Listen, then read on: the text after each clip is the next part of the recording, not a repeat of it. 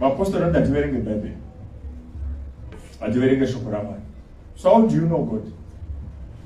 Ladies and gentlemen, kusangana kwatikuita zvakare pachannel ino, channel yeZim Witness TV yandinodzoka nema-updates akasiyana-siyana.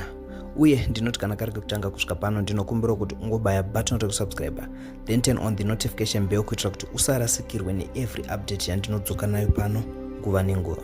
So ladies and gentlemen, nyaya yandauya nayo panapa nyaya yemafights ari muzvitendero. Tina Apostle Alistair Chibanda vari kuti ivo vemasowe haasi maKristu. Then taonawo madzibaba Boloteri Chitupa vachipindurawo. So guys, without wasting much of your time, ndakukuplayirai video kana respond yakazopiwa namadzibaba Boloteri Chitupa after Apostle Alistair Chibanda vataura iwo kuti no vemasowe haasi maKristu. So nichatanga kukuplayirai video ya Boloteri Chitupa then ndozokuplayirai video ra Alistair Chibanda. So muri Zimbabwe toda kuti mumhanye mucomment section muchitudzawo zvamunofunga about nyaya idzi dzemafights echitendero. Iwe mukomana unonzi Alistair Chibanda iwe waedza kupa nhoroondo yemasowe uchitaura mazita evaprofita vakafa nevapenyu vekuJohani Masowe uchiti uyo akazoturira nhingo yakaturira nhingo yakaturira nhingo. Isusu kana tichinamata tiri kuno kuMasowe hatirumbidze masita evanhu, tinorumbidza tsananguro dzemweya mutsvene. Chinamato chedu isusu chakavakwa netsananguro, chakasiyana nenyaya mabhizinesi amunoita muchipfeka tumasutu munomira pamberi pevanhu motanga kuparidza manyepo sezvauri kuita izvozvozvo. I think disability rumasomo ako iyoyo yekuti masako akatsvetsvereka yakapinda mupfungwa, ndozvikuda kuti pfungwa dzako dzimisify wobva watanga kuparidza uchitaura manyepo. Ndosaka uri kuona vanhu vakawanda vari kukublutika, ukaona makomenzi achiwanda kudarika malikes zvine era pane zvawataura izvezvo. Hanowanzoresponda zvangu kumapenzi akaita kunge iwewe pamusoro pechinamato chedu cheJohani Masowe, but ndatoona kuti utoriwo benzi zvaro riri kutsvaga attention nemalikes nefollowing, nokuti ukatarisa ukateerera zvakanaka pavanhu vari kukudayira zvauri kutaura izvozvoka, handifunga kuti mami nevanhu more than 10 muchechi mavo, kana muri muchechi kana weevha paunga wakamira papodium muchiedza kuti uparidze nekutsanangura zvinhu, hapana kana chaMwari. Saka hatina kana chatotomboda kutsanangura anything chinobatika pamusoro pezvawataura izvi, because zvauri kutaura zvachona zvese ndezvekurwara pfungwa, pandooneka element kekusakwana pane zvauri kutaura izvozvo. Saka nangondiite vhidhiyo ndichikutuka nekuti isusu vanhu vanotaura zvakaipa pamusoro pechinamato chedu hativaparidzire, tinoti mapenzi. Saka benzi rinotukwa kana kurohwa, unotori nelage zvedire kuti hatisangana, uda kumamiswa iwe Alistair.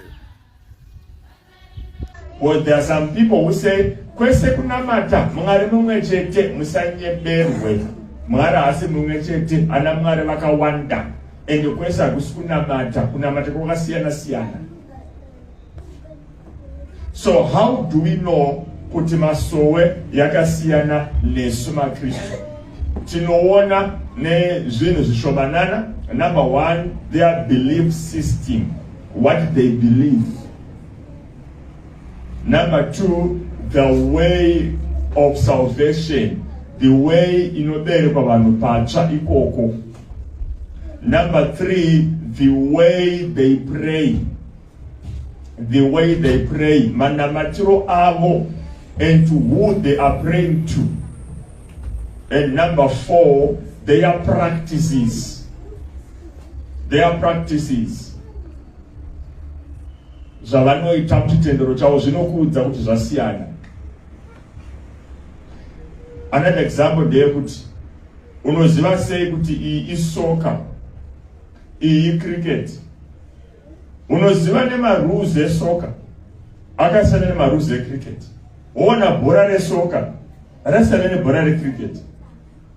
Woona matambiro esoka asiyana nematambiro ecricket. So even cricket tiri soka isusu, but matambiro enyaya akasiyana neesoka.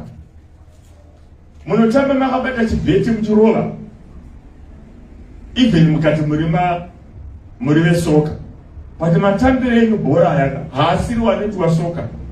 Saka musi. So no matter how masowe claim kuti tiri maKristu, but matambiro avo echiKristu chacho asiyana nedu. emushoko ramwari zvatosiyana.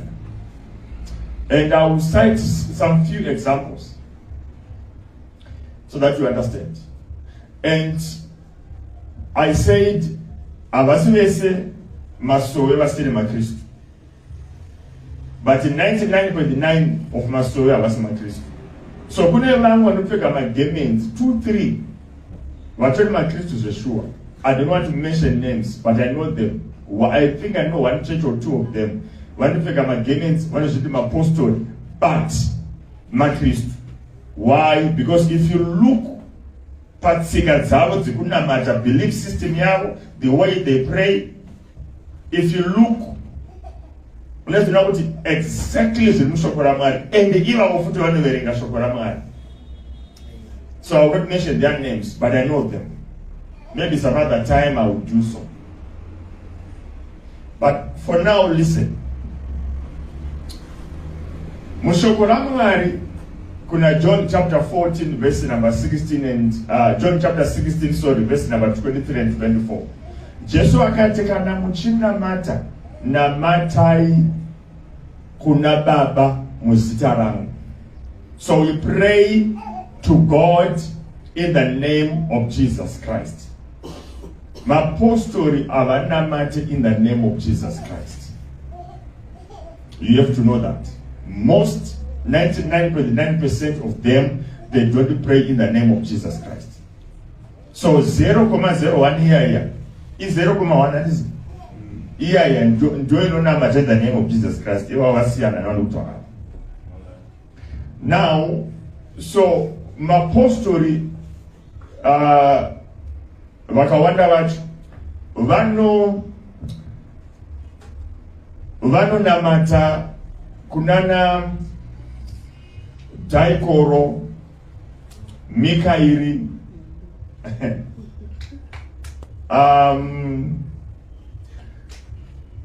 Anana, Sabima, Ginasio, a whole lot of names. That's what they believe. And vanotenda kunombo mumiteuro yematombo avanoti mapebbles avanotora matombo ayaya kumvura vachiisa minamate matombo, and also kumiteuro wemvura yavanochera kuma sacred pools akaita kungana nanyatsimbi nanachimekes. And also vatungamiriri vavo vane tsvimbo dzakasiyana siyana, dzimwe dzinogadzirwa nemabambu. Ane tsvimbo yebambu ndiye one of the greatest leaders. Nonokwana 1 pasowo 2 vane tsvimbo yebambu, but usually vazhinji vanenge vane tsvimbo yemuti chaiyo. I think I'll get into those details later on.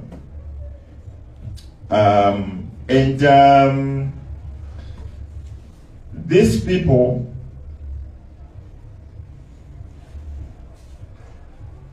vanobhilivha kuti kugamuchira Jesu unofana kuwedzera nezvimwe zvinhu pamusoro kuti uponeswe, of which my life seems to I'll touch on that more deeper. Amen? Amen. And what else? Let's look at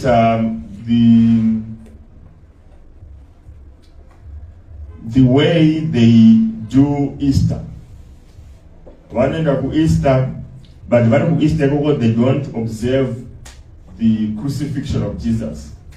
Avacelebrate kufa nekumuka kwa Jesu, but vanenge vachidiscussa ma-stories acho wane masowe aImanuere naNyeredzi kuti vakatumwa sei naMwari, and they focus on that. Right? So avabhabhatidza munhu pese pese, vanobhabhatidza munhu kuma sacred pools kune njuzu, but they believe to connect ku mweya wenjuzu.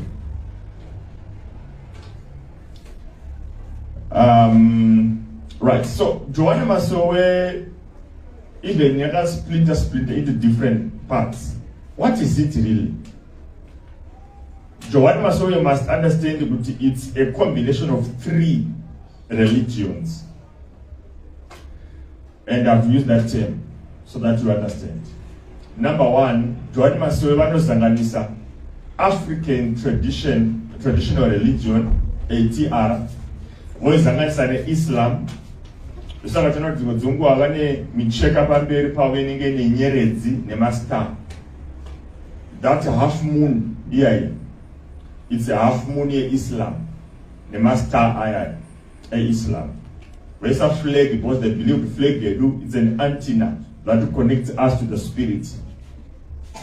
So when that flag and they combine ATR, right, and Islam, my Muslims, Christianity. Saka zvimwe zvechiKristu zvavanoita zvakazangana nezveATR. For example, kumapostori vanoita ceremony inonzi kutsipikwa. Kutsipikwa kwemidzimu. Vanenge vachiti unofanira kukumbira midzimu yako kuti ikutendere kuva mupostori.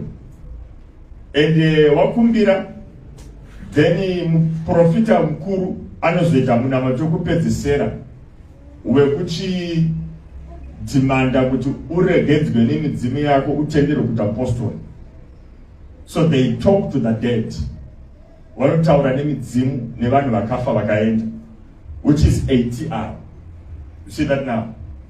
KuchiKristu atikumbire midzimu kuti tive maKristu. Tinouya kuna Jesu togamuchira Jesu wamaKristu. So imimi vanhu vakawanda munobatwa kumeso kuti hakwese kunamata, but all these details are mudzwe. All these details are mudzwe. So kana munhu uri mupostori hausi muKristu, ende ukafa denga uruoni, maybe kana mapostori aende denga unoona denga ramapostori, but raJesu Kristu hauripindi. Because raJesu rinopindwa nemunhu akagamuchira Jesu Kristu asingaite zvekupira kumidzimu. Are you getting me? So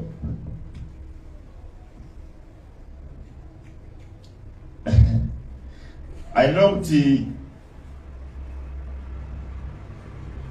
to most of you these things are not answer, but if I know farmers, nobody know what because the Bible says you shall know the truth, and the truth shall set you free. And the Proverbs 11 verse 9 says, through knowledge shall be just be delivered. So you are delivered through knowledge. So you must know the truth. Hallelujah. Amen. So these are a brief of what these people do.